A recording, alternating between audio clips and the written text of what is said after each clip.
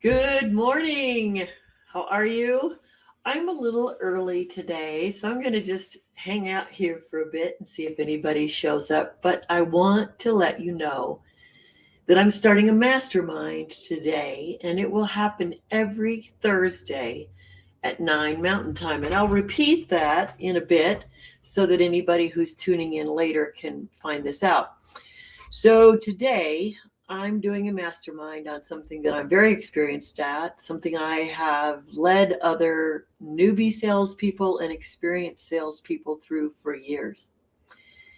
And it's been, everybody says, why do you like sales, Marla? And it's really because I like getting to know more people.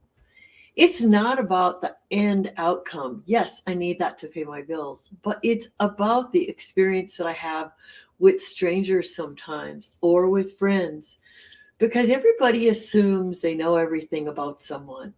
So let's talk about a sales mastermind. What I will be doing in this mastermind is and good morning, thank you for joining me.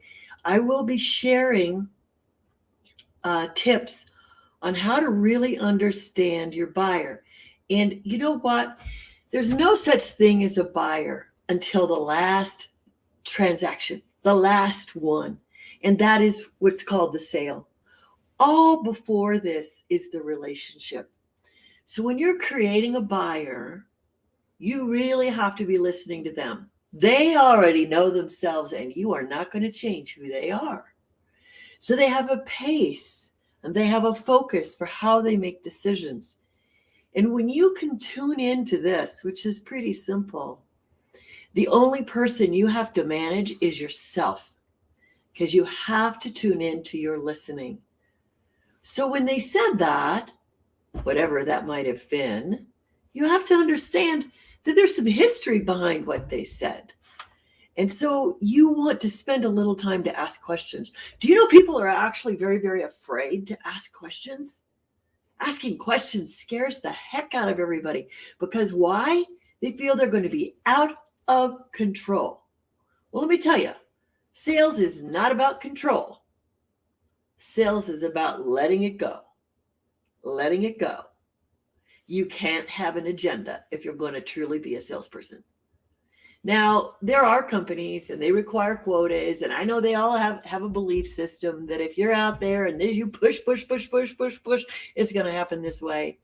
But I got to tell you, people don't respond to your time schedule. They just don't.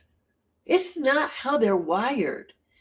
And if you actually push people to make decisions outside of their normal pace and focus, you get buyer's remorse. Very clearly, you get buyer's remorse.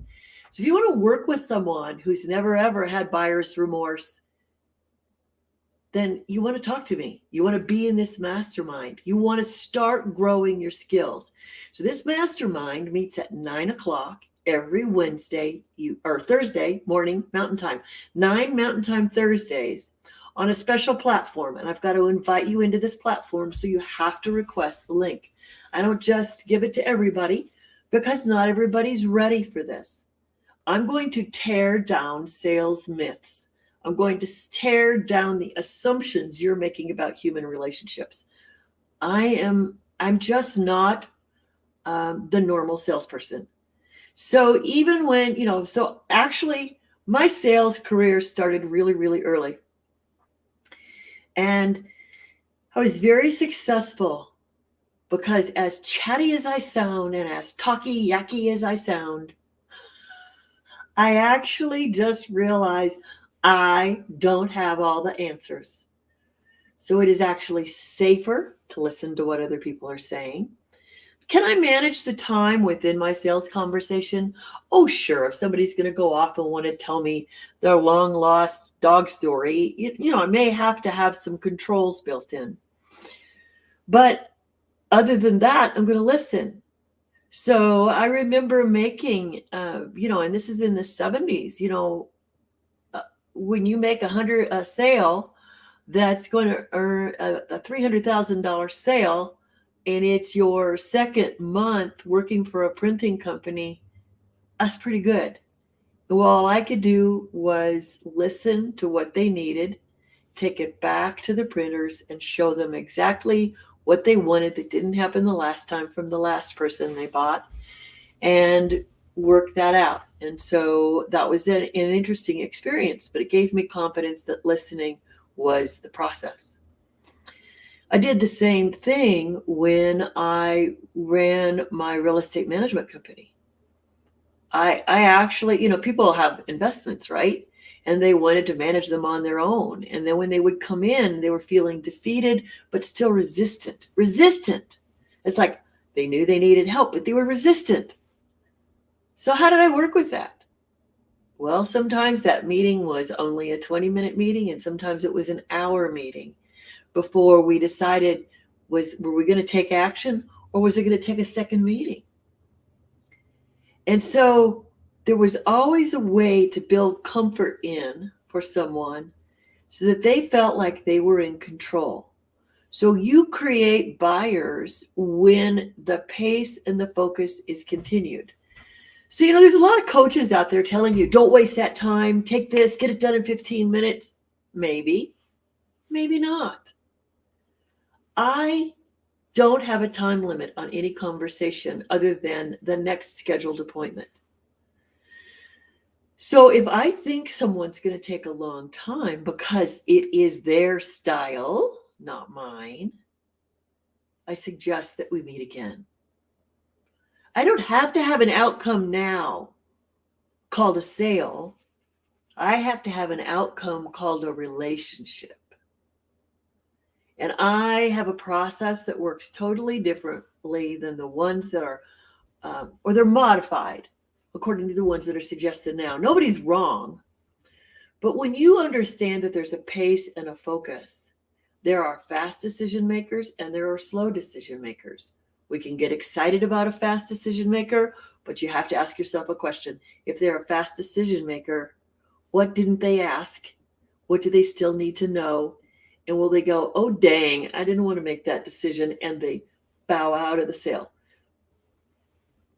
How many people are slower decision makers? And you think, my God, they can't make a decision at all. Well, they can. It's just going to take them longer because of whatever it is they want to process. So I want to share with you how you create a behavior to work with all of these different decision-making processes that people have so that you can increase your skill. And I'm going to give you one last example here. How many times have you gotten off the phone or out of a networking meeting and going, oh, that person will just, whatever the situation is, you don't know what it is, but you've got an opinion, right? They're never going to make a decision. Or, my gosh, they just wasted my time.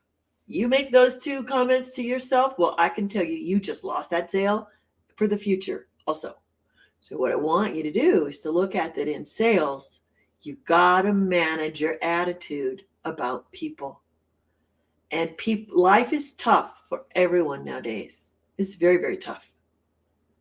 But you have to have the grace to understand the pace and the focus of the people you're dealing with. And then and only then will you get that relationship going. There is no formula other than this specific formula for listening that's going to take your bottom line to where you want it to go. So if you're ready to risk throwing a few bad behaviors out the window, if you're ready to risk learning something new, if you're willing to say, hey, I can do something better, then you want to get into this mastermind. And so this mastermind starts today at 9 Mountain. If you miss it today, I'm going to announce it again all next week. And on Thursdays, 9 o'clock, you've got to get the link from me. And you can always find me at successwithmarla.com because I have all of my offers there except this one. This one takes personal contact because it's just that important that you really understand where we're going. This is a dive deep. It is for anyone who's ready to take a risk and do something better. And I make it safe because it doesn't cost anything right now. but I'm going to show you how to work this sales tool into your prosperity consciousness and grow your prosperity consciousness also. So join me today. Just comment today on this. Ask me for the link. If you miss it today at 9 Mountain Time, it's going to run every Thursday at 9 Mountain Time. And I have people coming in from South Africa to take this class and England. And so every week you're going to meet some really cool people. And eventually, as a mastermind goes, different people will be presenting different experiences. It's not a total teaching or coaching event. So come find out what a mastermind is about, and let's get you on a better sales target for yourself. So today we're starting the mastermind, creating buyers, knowing their decision-making style, pace, and focus. I will see you at 9 Mountain, and I'm looking forward to a few of you asking me for the link. Talk to you soon. Bye-bye.